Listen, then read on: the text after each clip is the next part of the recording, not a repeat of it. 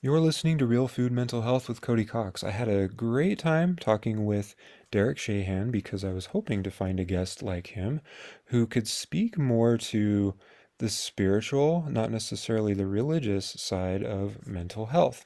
And he just happened to be the perfect guest for that. Derek is the founder of the Lenses That Liberate, a transformative model for embodied awakening and personal growth.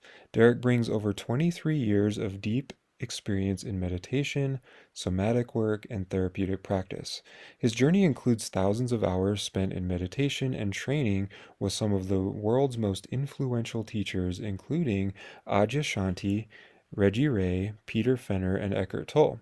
Derek's work is also rooted in extensive training in integrative psychotherapy, gestalt therapy, and somatic modalities like Hakomi and post-traumatic growth. Derek blends wisdom from many traditions to help individuals and groups uncover their full potential and experience true freedom. His approach is deeply integrative, combining spiritual, psychological, and somatic experiences into a cohesive, life-changing experience.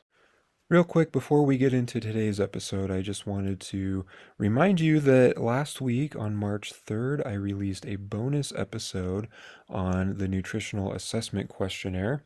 This is a service that I offer. Normally it's $99, and at least for the month of March, I'm offering it for free for anybody who's interested. The nutritional assessment is really just kind of a quiz that you can take. It doesn't require setting an appointment with me.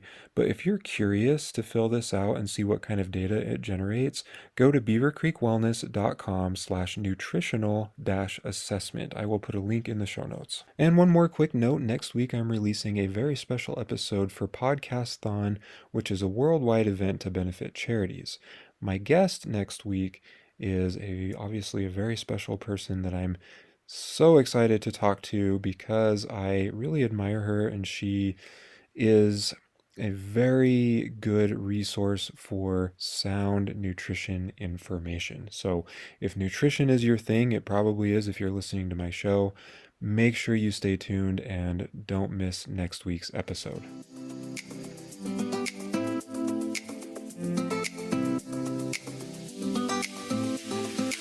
Welcome to the Real Food Mental Health Podcast, where we explore the powerful connection between mental and physical health.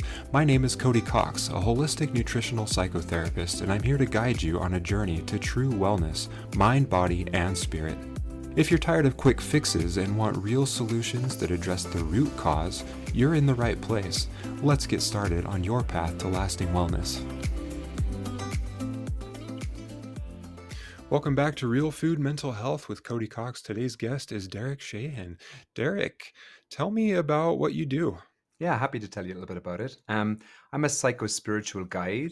So that involves really, I would say, essentially the bridge between psychology and spirituality for me is the body. So bringing people into this deep sense of their own awareness moment to moment of the body. And so there's the basics of that. A lot of my work is involved with therapists, helping them avoid, or if they're teetering on the edge of burnout exhaustion, helping them to come into their bodies in that way. But also, I would say more advanced practices, quote unquote, for people coming into these deeper layers of the body, recognizing that the body has these different archetypal layers, what I refer to in my work, Lenses That Liberate, these 7 different archetypes, that the more we can inhabit our body, the more we can notice them. So I would say it's the blend of those both different threads, you know? So you work with a lot of therapists. Interesting. I do. Yeah, I'd say 80-90% of my work these days is with psychotherapists. And that is very much needed because as a psychotherapist myself, Yeah, it's so easy to burn out in the work that we do. right? Yeah. So I have about 7 years myself of training in somatic psychotherapy, different forms of that. So that was a lot of my background before I got involved in, I would say, deeper spirituality in my early 20s when I was in Ireland. But I had a few years first of involved in that world. And then I think I was 22 maybe when I did my first 10-day silent retreat. And it was just such a game changer for relationship with the body that I went down that route and lived in monasteries and did a lot of practice like that for a lot of my early to mid 20s, especially. And Okay. yeah, and then kind of came back around to that world and integrating it. So I agree with you. I think there's such a need, or people actually have no idea, Cody, very often, therapists, that there's a way you can work with people where it feels like you're unmoving inside of yourself. And at the same time, you're the best version of yourself. Most therapists have no clue that that exists. Whereas in so many Eastern traditions and practices, they'll call that Wu Wei, or doing without doing. There's a whole tradition of understanding that. And I feels like that's my mission in life in a certain way, is to teach therapists there's a way of inhabiting their bodies, of being so present. As I said, they're able to stay still at the core of themselves and still express all of the gifts they've learned and everything else they've cultivated in life, you know? That's a difficult thing to achieve, or if someone has achieved it, it's difficult to maintain. And I think it's because of just our Western cultures. Like we think about, especially in the United States, we work so much and Yeah. we're so focused on the physical world that we tend to lose sight of spirituality altogether.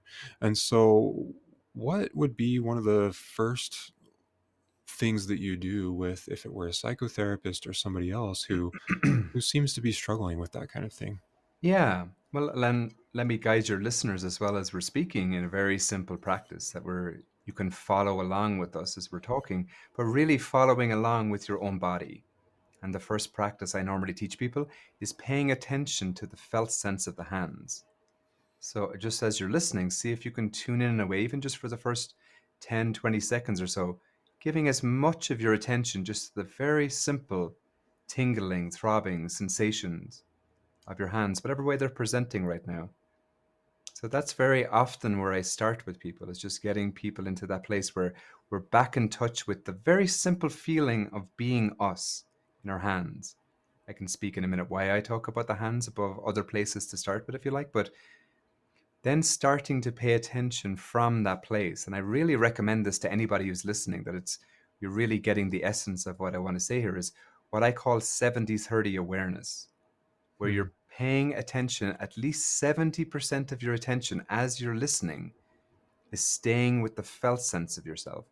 And nothing Cody or I are saying today is taking more than 30% of your attention. Like, see if you can listen in that rhythm. And strangely, paradoxically, if you can start to do that, you actually have way more bandwidth in that 30% to engage, to understand, to digest. If we can put ourselves first, not as an ego structure or psychological self, but as the actual felt sense presence of ourselves. If we can put ourselves first in that way, we really are putting things in their right place. And so, if there's one essential thing I'd like to convey to anybody listening today, that's it.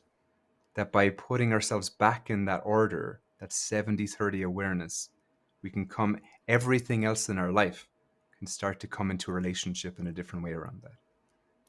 That makes me think of this might actually be outdated Yeah. information at this point, but it makes me think of the fact that they once said that we only use up to 10% of our brains. Right? I've even heard 3% at times. Yeah. Yeah, and think about all the things that we can do with that 3% or that 10% or That's whatever it right. actually is. And let's be honest, maybe the rest of that the brain is still being used for unconscious things we don't actually know. Yes. Yeah, I think that's true. And we're actually at our best when, like, here's a very simple question to ask anybody that's listening as well. Very often we consider ourselves to be a mind that has a body. And I would really just like to introduce that to people, the possibility that I'm much more a body that has a mind. I mean, if we look at it logically for a second, right? We have this little neocortex up here, and it's what, taking up 5, 10, 15% of the overall mass of the body. Hmm. If we just look at it like that, it's like, what if it was possible to start feeling ourselves regularly? Just the simple felt sense of ourselves, and that the mind is this subset of ourselves. And again, I would say, the main insight from somatic psychotherapy the last 30, 40 years is that the body itself is the unconscious mind. So when we're actually in touch with the simple felt sense of ourselves, minute to minute, moment to moment, we're actually expressing, I would say, much more than that 3%, or we're maximizing our output in the way. But there's a paradox involved with that, and there's quite a price to pay from our ordinary culture, because when we come back to our body in that way, it actually feels experientially that we don't have a mind. And that's what most spirituality is good at pointing out. but there's a bridge there where it feels like the more I pay attention to myself, we have to get used to something that feels slightly awkward at the start. It feels like I'm speaking what they often call flow states, but speaking from the unknown. I don't know what I'm going to say next, but I'm trusting because I'm so connected to the depth of my Mhm. body that that's where the attunement is coming from, that that's where the next thing is arising from.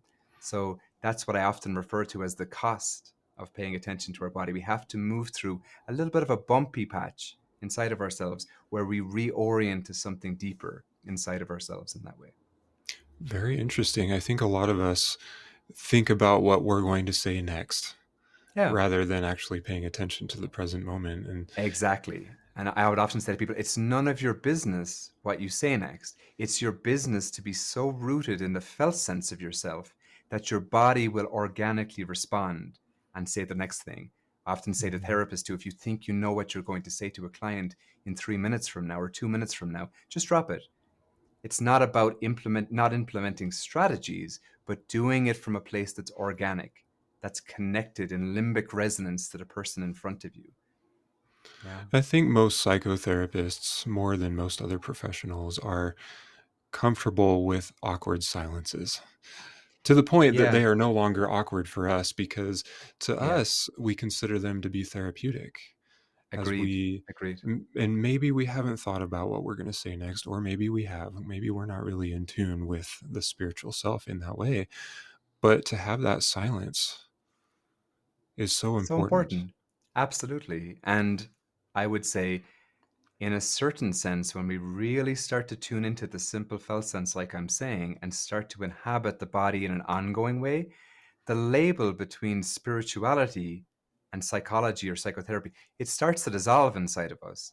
The body knows a place where that bridges, where both of them become meaningless to us at the depth of ourselves. They're just Mhm. labels we're putting on something, but the true intersection of them is actually in the depth of the body. That's where that there's no more segmentation. That's really a lot of the work I do with therapists as well, is very often they're coming to me. A lot of people are more experienced with 20, 30 years of experience as a therapist, and they've had a practice for a long time. They've had a spiritual practice, but they're segregated in a certain way in their lives.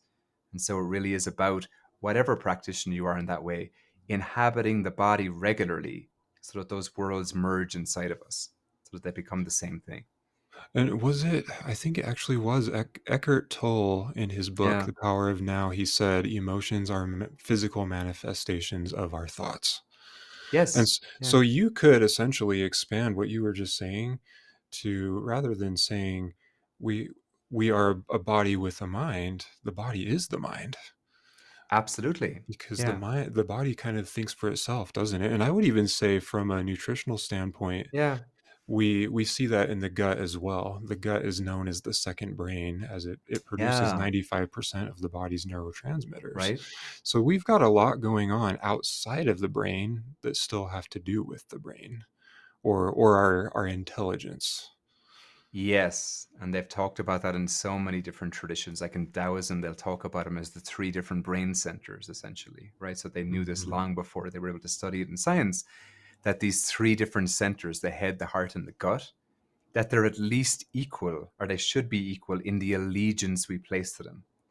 But very often, whether it's psychotherapy or in some kind of food health process as well, we're approaching it from a space where I'm a little me. I'm up here in the kind of ivory tower of my head, and there's this thing down below that I'm going to relate to called my gut or my heart. And I'm going to use it for my healing. That's like the basis of where even most somatic psychotherapies that I've trained a lot in, that's usually the model they're presenting to people. And that's a good model to start with most people, I feel. But to really inhabit the way I'm saying, it's actually closer to say, I am a body, or the mind and the body, as you said, are actually inseparable. And they say in Tibetan Buddhism, they're co arising. It's actually impossible to say where one starts and the other one ends. And that can sound like a theory, but I promise you, if you pay attention to the body in the ways I'm describing today, it's possible to understand that experientially, Mhm. to not set yourself up as an idea. I would say we have an idea of self as something constructed in our mind because we're segregated from the felt sense of ourselves. the more we feel the simplicity of ourselves, we don't need to segregate ourselves into one particular idea, or that becomes, at the very least, a very secondary process. So, do you find that there are certain lifestyles that tend to struggle with this more? So psychotherapists, obviously, we struggle with that, but Struggle with what specifically? with spirituality or feeling like the body, the mind, and spirit are one. Well, I would say it slightly differently. I think part of the reason I've really been attracted to, like I said, I've been on the intersection of spirituality and psychology for probably 20 something years at this point. But I think what attracts me, or has attracted me to start working more with therapists, a lot of, like I said, 80 something percent maybe of my work is with them, is because there usually is more awareness of that bridge. So it's actually easier. So I would say, like most therapists, even if they haven't done some kind of somatic program, have some kind of training back to a certain resonance of how does it feel to be me in this moment? What am I noticing? Mhm. So I would say that probably most professions in a certain sense are struggling more than that in a certain sense, because there isn't at least some roadmap back for them, or just understanding, like we're talking. Most people don't even know that phrase exists, right? That the body itself, as we said, is the unconscious mind, or that the Mhm. mind and body are actually two sides of the same coin. I think if we polled most lawyers or plumbers or something in America today, right, I don't think they would say, oh yeah, that's common knowledge. I think it's becoming more knowledge with understanding of trauma and different things, but that sort of simplicity, I don't think, is quite online in the culture at the moment, you know? Yeah, and thankfully we are seeing a rise in simple things like mindfulness, That's right. which can send people down that route, or yoga practices. There Definitely. different aspects of spirituality. It doesn't quite encompass what I think you're trying to say, but it can definitely pique someone's curiosity to where they might go farther. Definitely. Yeah, I think that's a very good thing. That I think the fact that trauma has become a common word in the vernacular the last 5 to 6 years. I was even just listening to some kind of Christian radio a couple of months ago, and amazing, some older gentleman called in, like 65, 70, and he started talking about his trauma, like some guy from Texas. I'm like, that is incredible. That Mhm. word has made it that deep into the culture. I think it's a very positive thing. And I agree with you, the word mindfulness too.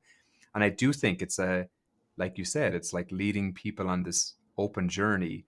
Very often, that first place is like using the body as kind of a workhorse. As I said, I often use that phrase. It's like, I want to heal myself.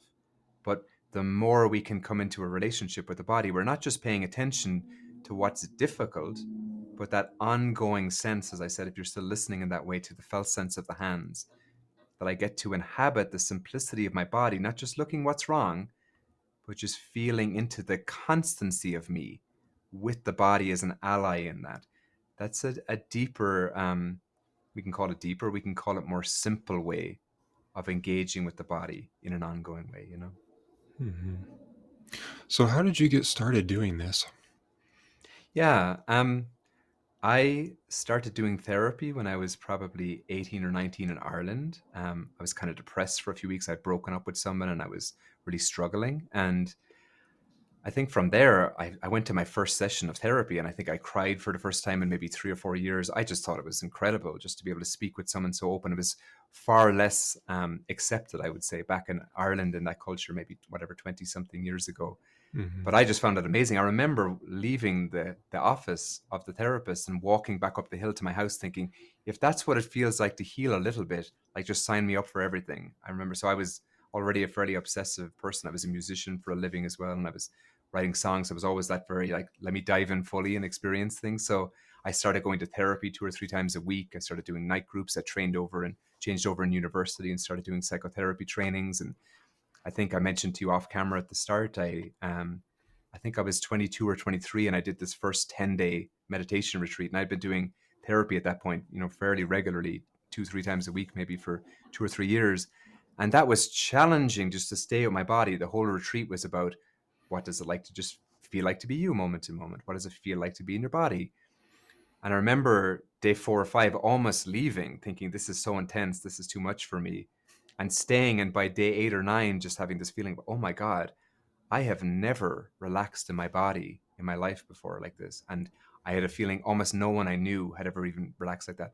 So I just went up to the person who was running the retreat. I said, "Where did you do your training?" And he said, he used to be a monk in Burma. And I said, "Just give me the address of the place." And he said, "No one there even speaks English." But I said, "It doesn't matter. I'm going." So I went there like 3 weeks later. And that was like the beginning of on and off for many years, like I think over a year and a half at one point. I spent over a year in complete silence. I was just practicing. I think I did 60 of those 10-day silent retreats in my 20s or early 30s. I was just very, I would learn so much just by sitting with the body day in, day out without a lot of theories or teachings or systems or practices. Just like having just the body as an ally in opening to that has been the main place I've learned from, you know.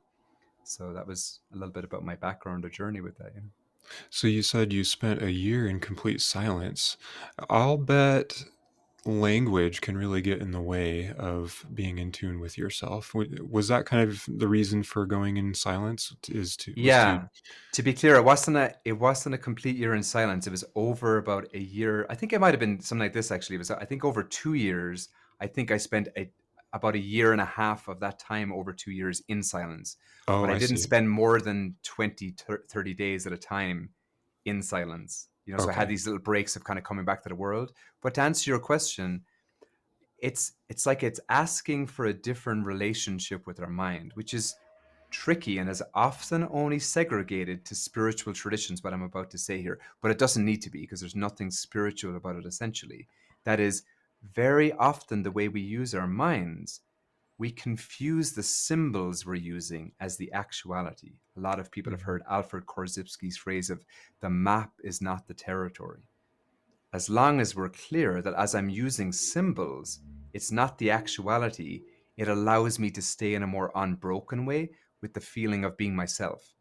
The moment I think the symbol is the actual thing, I become mesmerized by that, and I'll actually leave my own body.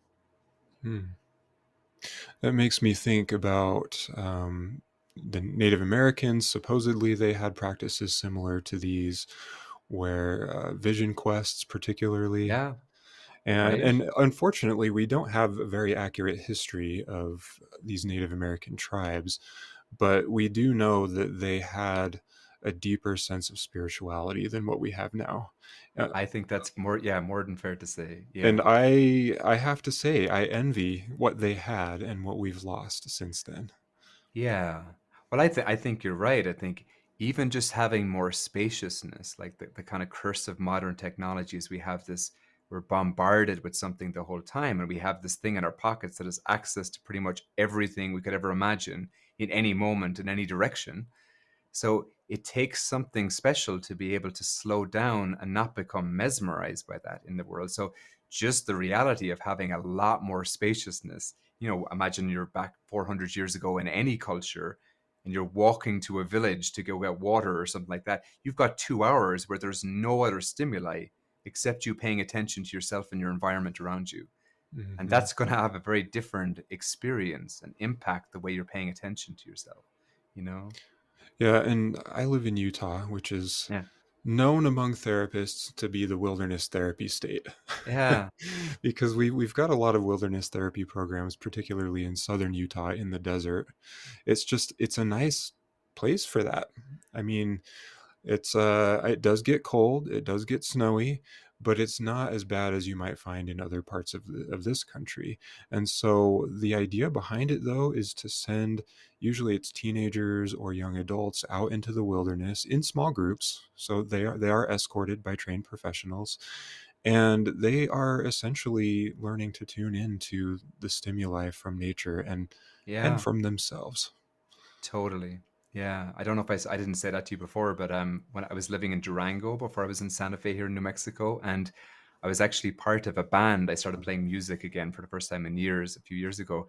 And I was part of a band, and everyone else in the band was a wilderness therapist. They have I think it might be shut down now. I think it's called Open Sky in Oh, Durango. I've heard of Open You've heard of Sky. that? Okay. Yeah. Yeah, so they're in Durango. I think they shut down last year, but we ended up playing a bunch of shows for their little office parties and everything. Lovely people, but so I've been around that world a lot and talked to a lot of people around that who exactly bring people out there. Just harmonizing again our bodies with the frequency of nature is so important, you know.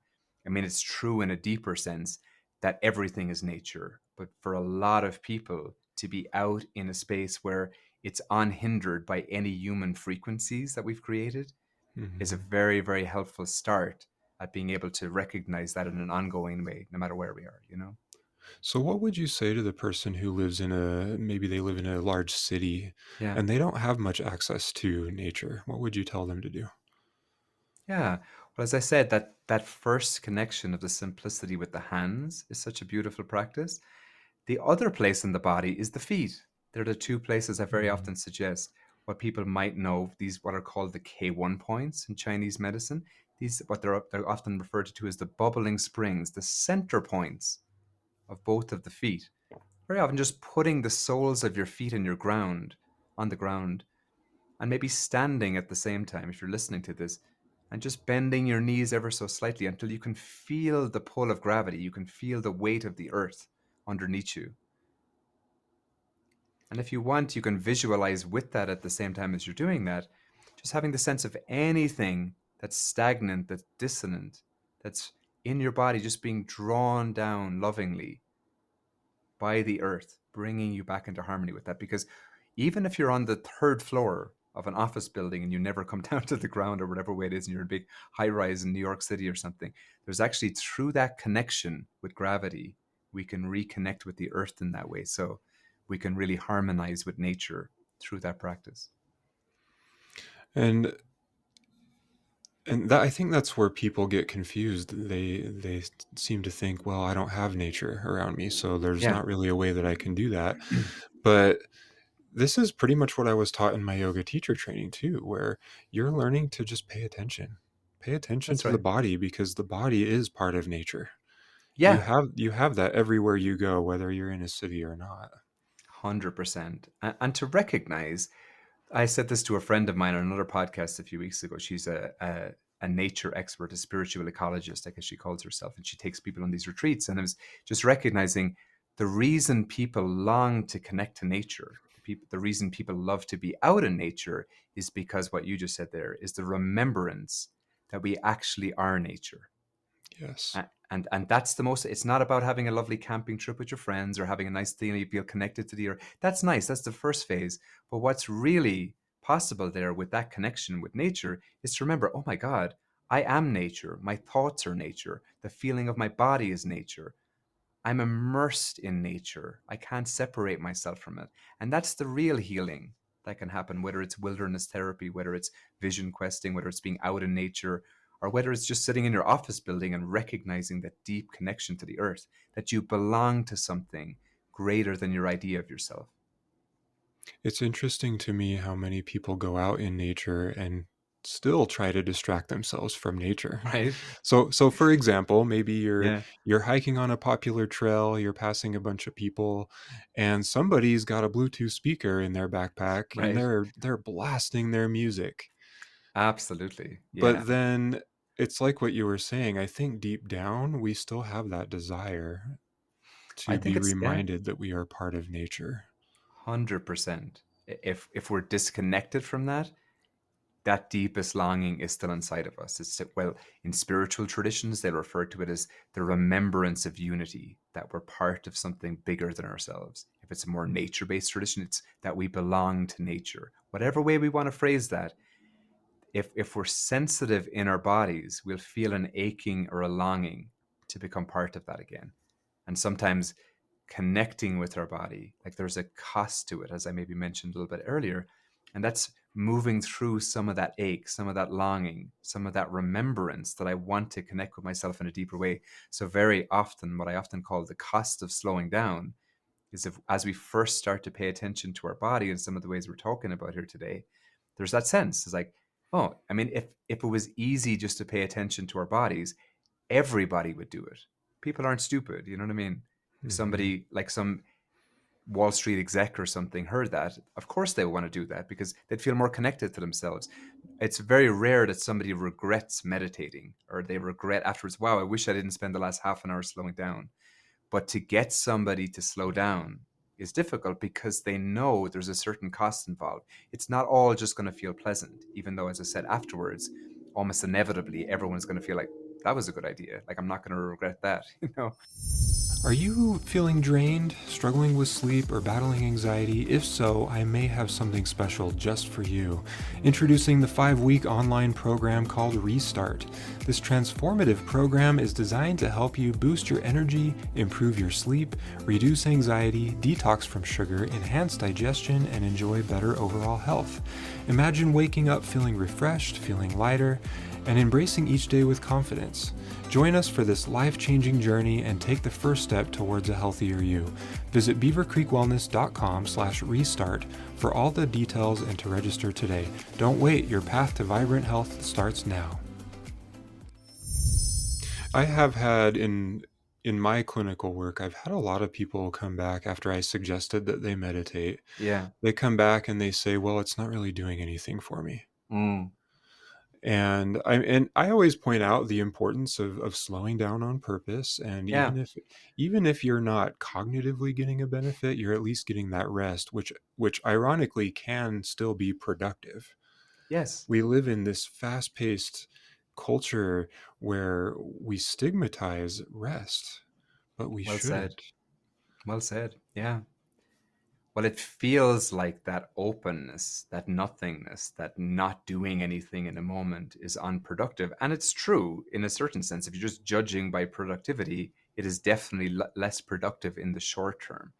But as I started this podcast talking about today, it's like there's a way of coming into this doing without doing, which is really the essence of the work I teach, which is whether you're a therapist or anybody else, this is available to you to recognize if I pay attention to my body in an ongoing way, if I can feel the constancy of it, which may take a little bit of practice to come Mhm. into, there's a way in which I can express the best version of myself while still feeling deeply rested, deeply in the center of myself, not being pulled out of myself. What they would talk about in spiritual traditions is not becoming mesmerized by the five senses, not becoming pulled out of that space. It doesn't mean we're not honoring them, it doesn't mean we're not open to them, it's not we're receiving them, enjoying them, but it means we're not pulled out of the depth of ourselves. When we do that, we've left our home and chasing something else. And so that really is possible to come into a way that I feel like, wow, I'm expressing the best version of myself. And I feel like I'm doing nothing at the same time. I feel like I'm just like laying on a couch in the center of my being. You know? That reminds me of transcendental meditation. I have training Mm. in that, but Oh, cool. do Yeah. do you do very much meditation with your work, or Yeah, everything I teach in a certain sense is based around these seven different archetypes. Maybe I can go into some of those in a few minutes oh, with you briefly, yeah, but let's do that. Yeah. yeah, but just to say from the outset there that meditation, meaning just being with ourselves, allows these different qualities to open. So much of the work I teach when I work with people, it's often one-on-one, like every week or bi-monthly. And then between that time, I have a whole bunch, like a large library of practices I've recorded over the years, helping people to open these different archetypal qualities in themselves. Once, as I said, they get a foothold or a handhold, depending on where you start with the hands or the feet, as I started there in the body. Once we can establish the overall feeling of it, then we can work with the body in these more nuanced ways, and maybe we'll talk about that a bit here. Yeah. So let's talk about the archetypes then, Yeah. because I'd be curious to hear more about those. I've got your website pulled up here, so I'll be Cool. referring to that as we talk. But what would be the first thing that people need to know about this? Yeah. So if people want to look at this or reference this as I'm talking, you can go to lenses.liberate.com and you can see the archetypes as we're speaking about them. But to start with, very often, as you can see in those seven archetypes, the third one being the warrior. So where are we in our center of gravity in the model that I teach? It's we're in this archetype of the warrior, but more this wounded aspect of it, right? That is, we're constantly pushing. Our bodies are constantly tight. We're in this battle. We're in a very over masculinated society that whether you're a woman or a man, you're actually born into this. You have to do a tremendous amount of work or awareness to not being operated from a wounded masculine space in society. So, the first thing I teach people with these archetypes is just kind of putting our hands up and recognizing, oh, I'm in this constant pushing of doing without being, this constant, what Wilhelm Reich, the famous psychotherapist, called body armoring. My body is ripped up and tight and tense. and in a constant stress response. So the first thing we do it in this model is just drop underneath that to that second archetype of the nurturer, doing practices that restore connection with the earth, allow us to take little gaps, rest in the body. And that's the first thing we do, is just recognizing I'm not ready to do from a true place yet. I need to relax underneath that first. And so the first thing to do is to come into that, as I said, that nurture archetype. I'm happy to go on from there if you'd like me to explain the Yes, let's next keep step. going. Good. So from that space, then, to be able to drop down, most people have an understanding, I would say, in society that the feminine, in a certain way, there's been a real rise of the feminine, I would say, the last 10, 15 years in modern Yeah. psychotherapy, a lot of different things, trauma informed, all of those things, pointing to, in the model I teach there, that lens of the nurturer coming more online. But what very few people know about, especially in the world of psychotherapy, is that deeper lens, that first lens, and the real ground of everything, what I call the lens of the sage. That aspect of us that's never changing, that's actually the true medicine for the feminine. It's what the feminine in us longs to have. So that, to recap that, the medicine for that wounded masculine is the feminine, that holding, that embrace, that rest, that regulation of the nervous system, that connection back to earth, that little sacred pauses, being able to take little breaks. So But essentially, it's finding balance between the yeah, masculine and feminine. that's right, a balance. And so the balance for that feminine is actually that space that's unchanging. Hmm. That it's actually, they will talk about in Taoism as well, that the true Tao is the Tao that cannot be spoken. It's that true ground of being that's actually holding everything, that holds the masculine and holds the feminine. So if we can touch that space, it allows the feminine to blossom up from that place inside of us, that our bodies can be regulated. And then from there, that healthier aspect of the warrior, that sense of doing in the world, of moving with purpose, that can express itself. And again, the way I teach these archetypes is there's very specific places in the body that if you learn how to pay attention to them, these different archetypal qualities can blossom in us. So that's probably the most interesting thing I've ever discovered in my life, is that just by paying attention to particular parts of the body, these different qualities can come forth naturally from the bottom up rather than from the head down. Hmm. And do you find that these archetypes align with chakras at all? I would say about 20% or so. I'd say Okay. there's some overlap in that way. But a lot of the practices where I first discovered these different archetypal practices, some of them are from different places, but I would say about 75-80% of them are from the map of either Taoism or the practices of higher Tibetan Buddhism. So Hmm. that's where they knew. I mean, I remember being on retreat in my 20s and looking at these maps that were like 5 or 6 thousand years old, these pictures, and seeing these different archetypal qualities depicted as pictures over particular parts of the body, and just being like, wow, people have known this for so long. And it feels like I've discovered some kind of ancient manuscript. And because I was sitting so long just feeling my body, these things became known to me in the same way internally, that I could see this person who had written this thing a long time ago. And that's possible for anyone, that these qualities have existed for a long time. And some of that is an overlap with the chakra system. But I would say, in the way I'm describing it with these archetypes, the chakra system is like a subset of what I'm talking about here. What I'm talking about is actually much deeper than that, generally speaking. These qualities actually are, I've heard it described as they're like a quantum level lower in the body than the Hmm. chakra system. That's my experience as well. I mentioned how the indigenous people of America had this wisdom that Yeah, we don't have anymore. We've kind of lost it, and I think right. some people have it, some people don't. Maybe we're born with a more of a spiritual gift, but I like to say our ancestors had it right all along. And for whatever reason, with modern science, we think we know better than our ancestors did, but we're starting to realize that that's not necessarily the case. We're starting to go back Yeah, hundreds or thousands of years, and we're saying, wait a minute, they had it figured out. Why were we ignoring this? yeah. I don't know if you're familiar with spiral dynamics or Ken Wilber's integral theory. Are you familiar with those systems? I've heard of those, but Yeah, you'll have to explain them. sure, sure. Well, I think that model really explained well for me, I think, what you're alluding to there, which was there's certain stages. So let's say we talk about spirodynamics. It was a system by Claire Graves. He was a psychotherapist from the human potential movement in California in the 1950s, 60s. And he would talk about, he discovered that regardless of culture, people move through these different social evolutionary phases. And so each phase has its own benefit and different pitfalls and benefits. And as we move forth in life, depending on the culture around us and evolutionary period we're in, these different phases tend to come online. And so, to allude to what you were just saying a minute ago, very often in what would be called a modernist world or a postmodern world that we're often living in a certain way, to quote a couple of the different phrases he would talk about, we've abandoned some of the earlier phases of our development and think, oh, they're nonsense or they don't mean anything. And so, what he would talk about as coming into what Ken Wilber would talk about, an integral way of understanding this, is that each different phase of our development needs to be online inside of us to be a whole human being. And so, honoring those wisdom, those gifts of the ancestors, that they're an integral part in the way we perceive life, that we reclaim those gifts. We're not idiots. We recognize that the modern world has many advantages in so many different ways, and the postmodern world, but we integrate so many things so we don't forget the secrets that they knew were in their bodies as well.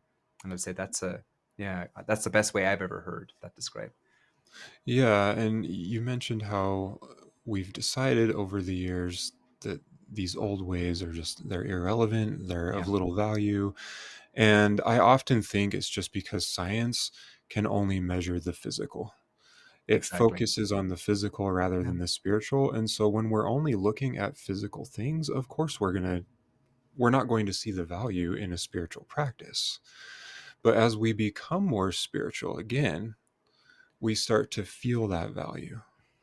I And agree 100%. Yeah, I think that my senses, science is moving in the direction of more and more measurement and understanding. So I think those worlds will bridge more in the next 20, 30, 40 years as that works out. Mhm. That's my sense of it, that we'll be able to measure somebody, not just the true EKG machines or different things in our head, but just moment to moment somebody's limbic resonance, somebody's ability to feel into their bodies. I think science will synthesize with that, but I think up to Mhm. now it's poo-poo things in a lot of ways, as you're describing, that they're not able to explain certain things. If I can't measure it and see it with the instruments I have at my disposal, it's not real.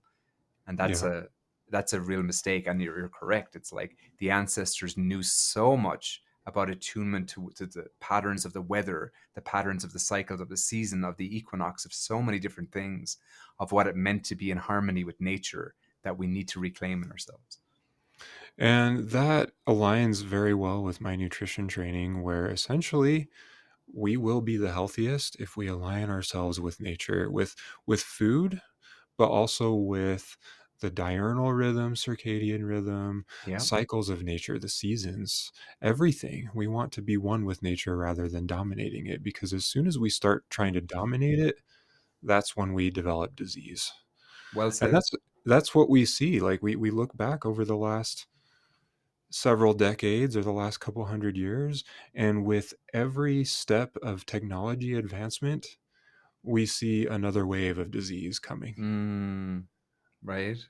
And so we really just need to reverse that and go back to living in harmony with nature. Yeah. I often say to people, it's like versus playing God in our head, it's allowing God or nature back into our bodies to hold Yes. us, to live through us. And so the mind has been obsessed in a certain way for thousands of years. They'll talk about different downfalls of man, whether it's the agricultural revolution or whatever it was, but this sense of dominance over nature and the sense that I'm the one in control or power. The human mind has been possessed by that for a long, long time. And if we get into the deeper layers of the body or start to feel it, there's often a lot of fear that needs to process through our system too, that relinquishing of that perceived sense of control in order to come back and to feel like you're being lived by life, we have to work with that fear, that existential grip that's actually inside of all of us. I've never not worked with anyone where I haven't discovered that if we work through the layers, that deep down there's this grip. If I don't hold on to and try to control my life, something terrible is going to happen. If I don't try to control my surroundings, control nature. And so that needs to be worked through to really come into that deeper space of like, wow, I'm actually a part of life and I belong here. I'm actually an intrinsic part of everything. You mentioned trauma earlier, and I Yeah. can't help but think trauma is essentially what teaches us that we need to be in control. And that might be a false lesson. We Yeah. need to Yeah. learn to let go of that need to control. It's tricky, isn't it? Because of It course, is. as children and in different ways, right, we're gonna experience challenging things. And it happens so young. And in a way, it's like the downfall is so deep for all of us, whether we've experienced what people would call trauma in the clinical sense of very difficult things happening to us.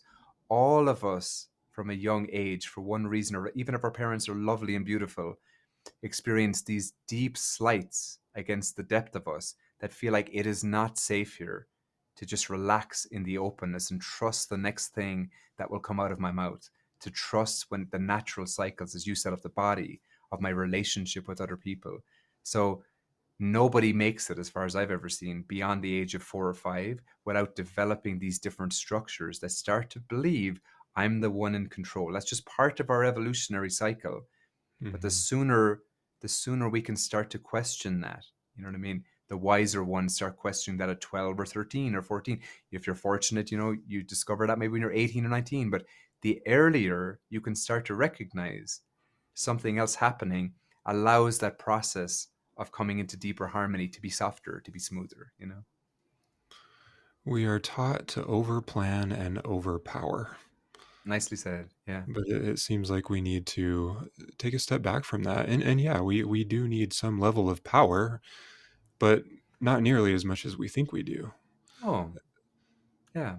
Agreed. So Yeah. I mean, for instance, if you're gonna go to a university, obviously you need to plan for that. Hmm. You need to have a plan. But then if things don't work out according to plan, that's okay, and we need to let go of Yes. that disappointment or that frustration or whatever it is that comes up that feels so negative and unsafe. Absolutely. And so, like, where does planning come into all of this with the body? It's right. I think you're correct. There's a place where we need to plan and be flexible in our plans, recognizing whatever it is, it's definitely not going to work out the way I perceive it working out. That's definitely not going to happen. It's going to be something different, even if it looks similar to what I'm planning, and often it doesn't. But at Mhm. the same time recognizing at the same time something else, we're able to experience planning from a deeper experience of us, the same way we go to the fridge when we're hungry, we go to the bathroom when it's time to. Planning is actually the same thing as that. It's a subset of our being as opposed to being possessed by it. It's a Mm. function of our being. It's actually not. So it's like there's a way of planning where it feels like at the core of myself, I still stay open to myself, where the core of me is not planning anything. Nothing. It's like I'm just open, but planning and doing things, that's a natural part of brain function. That's a natural part of being ourselves. And again, very few people in the world know, probably less than 1%, that it's possible to plan from that place. Mhm. So it's not about not planning, it's about where am I doing it from? Where am I inhabiting myself from? Am I possessed by it? Or is it a subsection of my being? And I have to say, during this recording, I've actually been trying my very best to stay present Yeah, and not plan ahead what I'm going to say. nice And one. it is so hard to not do that, but in most cases, it seems like the words are coming. I have heard that before, Yeah, and I've been taught that at church, yeah, but that's it's right. such a hard thing to learn to trust It that is. It the is. words will come to you, you don't need to think about it ahead of time. And that was my thing, Cody. When I was 22 or 23, I came across some of these tests online around free will and started reading these books. And a lot of people I brought it to at the time were like stunned and horrified. They didn't want to hear anything about the sense you might not be in control of your life in the way that you think you are. But for me, it was the most liberating thing. I was like, wow, I would watch my mind a lot of the day and just being honest with myself. Like, do I know the next thing I'm going to think of, or to just rise spontaneously? And I would do that religiously throughout the day for a long time, like noticing those things. So I agree with you. And I would say one of the benefits of working one on one with me or somebody in the same vein of exploring is we need to learn this relationally. We cannot just learn this listening to a podcast or reading a book. We have to Hmm. stay in that awkward liminal space where I really find out, if I really stay with my body, will the right next thing arise? So that's been my learning and evolution ever since I was about 22 or so, was recognizing, wow, I could feel intrinsically there's a way to live like this. And these days it's become very natural, I would say, after some years, but there's so many little deaths involved, I would say, in a certain sense, are letting go of self in there, in a way of recognizing, as you said, whether it's religion or anything else, I'm held by something greater than the idea of myself. You know, what is that Hmm. lovely phrase from Jesus in the book or in the Bible of, and look at the lilies, they neither toil nor spin, but they Oh, yeah. flow. That's what I think they're talking about. They've recognized I'm a part of nature, and I can trust that the next moment I'll intrinsically flow in the way that I'm meant to if I'm able to settle into myself. But just to be clear to anyone listening, I came across this work when I was younger, but it was a lot of relational work and a lot of awkward places, being in the body and unwinding some past pain and things. That's really a necessary thing. If you want to embody this day to day, it's very unlikely you're going to be able to do this by yourself. We need help in there, because the way we were wounded was relationally. And so a lot of these deeper places need to be met relationally, Hmm. you know? Yeah, and I totally agree. I put out this podcast because I want people to get information Good. that's good quality information on how to Yeah. holistically address mental health. But then I've even experienced this where I've listened to a lot of podcasts. I've even gotten university degrees, but that doesn't necessarily make me an expert until I have experience with that 100%. Yeah. information. And that experience brings wisdom. But sometimes to have the right experience, you really do need to have someone guiding you. You really do. And again, everybody listening to this will be at different parts of their journey with that. So some people, it's appropriate, you listen to a podcast like this, you read a whole bunch of books like this, and it doesn't feel right, like you're just tuning into the compass of your body to take that journey further yet. Maybe you need to spend some years really intellectually digesting this, understanding this, before it feels right to go into those deeper layers. I mentioned a bit about my journey when we started this first thing. I started a lot of my 20s in monasteries. And honestly, even though I was doing a lot of therapy, deep down inside of me, I was a lone wolf. Like, I was convinced I'm going to make or break whatever this is by my own sincerity or by my own whatever will or power. But it wasn't until years after that, where I have a mentor I've been working with now weekly for probably about 11 years or so. And that relationship with her has changed my life, being able to humbly connect, being able to open all the spaces, being able to explore this 70/30 awareness of staying with myself, and the awkwardness that's inherent with that, in that change, has been such a blessing. And so I can see my own journey. Like, I wasn't ready from day one to go, no, let's just be vulnerable and open in front of another human being like that. But I think you're right. That is the evolution of that. To get to some Mhm. of these deepest layers, if somebody's ready for that, to find some support in that way is essential, you know? Right. So we are coming up on the end of the episode, and I wish we could keep talking, but Yeah. what would you say is the most important thing people need to know right now based off of what we talked about? Yeah. I mean, if I was to summarize the most Yeah. important thing that we've been talking about here, I'd say is to reclaim your body as your compass, moment to moment, day to day, to come out of that phase of exclusively thinking, if you're someone that's been around trauma and podcasts like this for a while, of like, the body is not just a place to try to heal your mind from. The body is a place to actually center moment to moment in what it feels like to be you. And if you can reestablish that very simple question, or that very simple exercise of what it feels like to be you, it changes everything. It doesn't change the individual things happening in your life immediately, but it changes where you're relating to everything from. And I'm calling that, as I said before, 70/30 awareness, to see what Hmm. it's like throughout the day. If you're listening to this, to practice for the next few days, write to me, write to Cody, whoever, and just have a sense of, like, curiosity. Like, what actually happens when I pay attention to my experience moment to moment? What do I notice differently about the way I'm relating to my partner, people at work? And it changes everything, whether we're talking about food, nutrition, therapy, understanding, should I take a new job, who should I date? This one thing of coming back to having my own body as a compass is the most essential thing. Well said. One last thing, where can people find you if they are interested in working with you? Yeah. If you want to go to lensesthatliberate.com, I have lots of information there. I have free practices up there. If you want to set up a free consult call with me, I do little 15-minute calls if you feel like this might be good as a chance to deep dive in. I also have online courses. I think I have 3 different ones on there. I mentioned some of the archetypes earlier. These month-long courses that are pre-recorded that I've done over the last few years, where you can really wet your whistle, so to speak, dive in deeply on these different topics, a lot of background, a lot of practices on them, and really holding your hand in that way. But as I said earlier, if you really want to experience this day to day, working with somebody like me to be able to establish that in the depth of yourself is essential. So I'm happy to talk to people. And even if it doesn't feel like a good fit, happy to offer some suggestions or anything else that might. But just to, yeah. So, anyways, lensesthatliberate.com if you want to find out more about it. Okay, great. And just to clarify for listeners, there are 7 archetypes. I don't think we That's covered correct. all of them. Maybe we'll come back another time and do the rest of them. I think that was a good amount. We don't want to be overwhelming too much information with people, you know. Yeah. Well, thanks so much for joining me, Derek. It was great. My pleasure. Good to be with you, Cody. If you enjoyed this episode, make sure you leave a review. That really helps me out. And also subscribe to the show wherever you listen to your podcasts. Real Food Mental Health is intended for informational and entertainment purposes only. The information presented on this podcast is not intended to replace any medical advice, diagnosis, or treatment. While I am a healthcare provider, I am not your provider.